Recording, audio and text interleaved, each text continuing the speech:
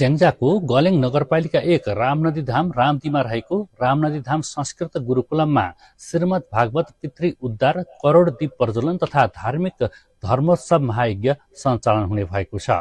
गुरुकुलमको अक्षय कोष निर्माण तथा वैदिक शिक्षाको प्रवर्धन गर्ने उद्देश्यले आगामी मङ्सिर 3 गतेदेखि 13 गतेसम्म महायज्ञ आयोजना गर्न लागि हो।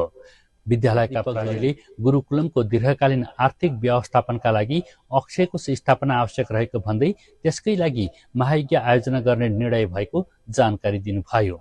उहाँले वैदिक शिक्षा, संस्कृत भाषा, धर्म, संस्कृति र सभ्यताको संरक्षणका लागि गुरुकुलमले महत्त्वपूर्ण भूमिका निर्वाह गर्दै आएको पनि बताउनुभयो। गुरुकुलममा अध्ययनरत बटुकहरूले शैक्षिक, धार्मिक तथा नैतिक शिक्षामा उत्कृष्ट प्रदर्शन गर्दै आएको जानकारी दिनुभयो।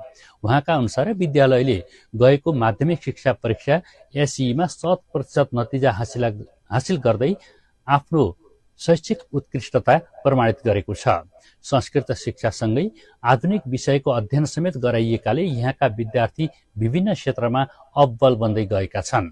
स्याङ्जा र पाल्पाको पवित्र संगम स्थलका रूपमा परिचित रामदी क्षेत्रमा रामनदी धाम संस्कृत गुरुकुलम धार्मिक, सांस्कृतिक तथा शैक्षिक दृष्टिले महत्त्वपूर्ण केन्द्रका रूपमा स्थापित हुँदै आएको छ। यहाँ विभिन्न जिल्लाबाट आएका विद्यार्थीहरूले आवासीय रूपमा अध्ययन गरिरहेका छन्।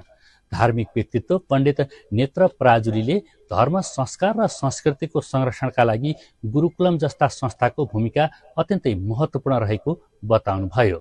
उहाँले सनातन धर्मको मूल आधार वैदिक शिक्षा भएको भन्दै यस्ता संस्थालाई समाजका सबै वर्गले सहयोग गर्नुपर्ने बताउनुभयो।